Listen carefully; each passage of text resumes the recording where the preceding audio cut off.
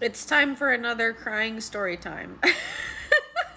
Because I got my antibiotics and I got Advil dual action coursing through my bloodstream, making the pain go away and reducing my inflammation for my wisdom tooth bullshit.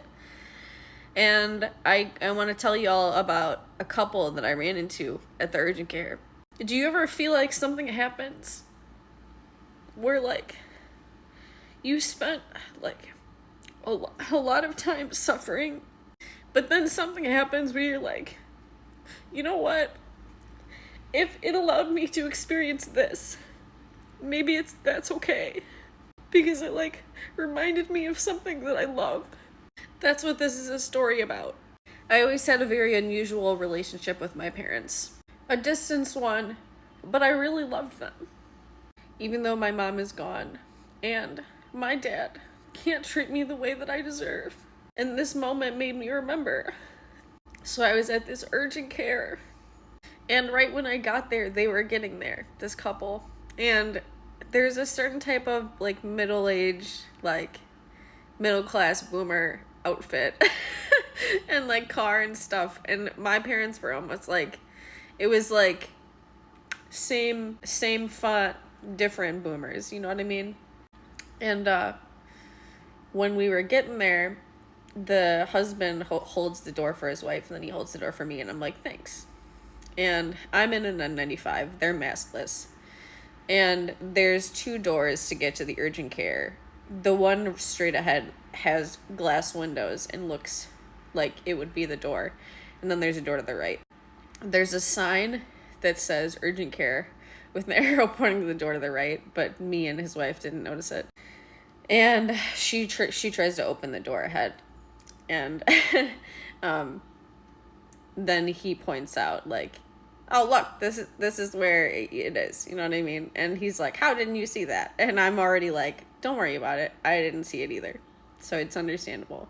So I'm already, like, trying to make sure she understands that I see where she's coming from. So anyway, we get in. It's 2 check-in people, us and no one else.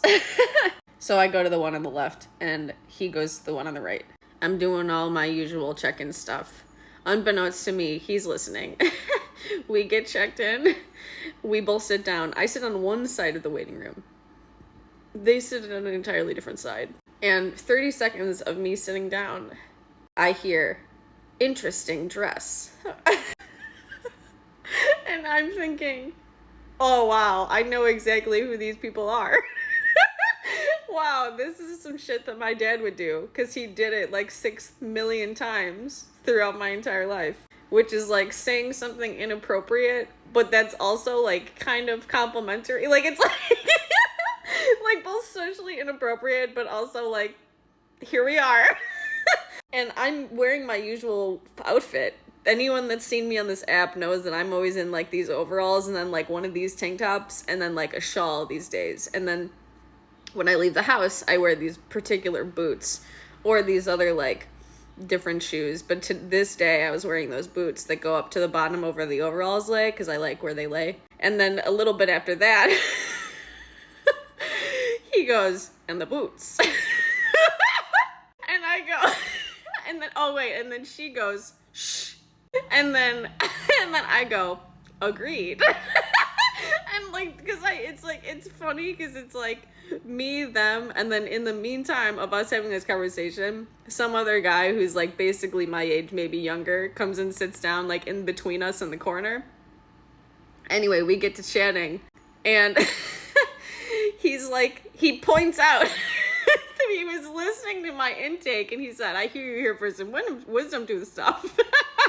And I said, yeah, I'm 35. I had my 2 bottom wisdom teeth out when I was like 25, but turns out this one here is trying to cause me another problem, so I'm here to try to get some antibiotics.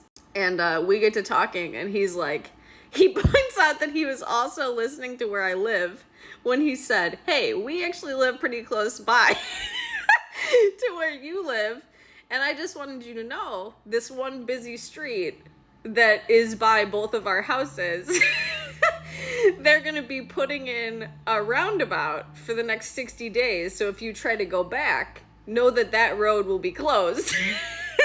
And then, like, as he's explaining this, he was, like, called in to, like, go get looked at. But it was just so funny and, like, endearing.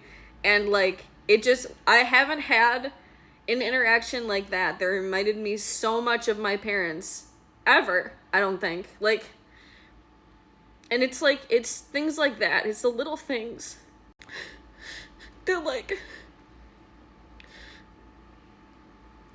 I just love them so much. They did the best that they could. And they weren't always great. They weren't. But they were my parents. And I love them.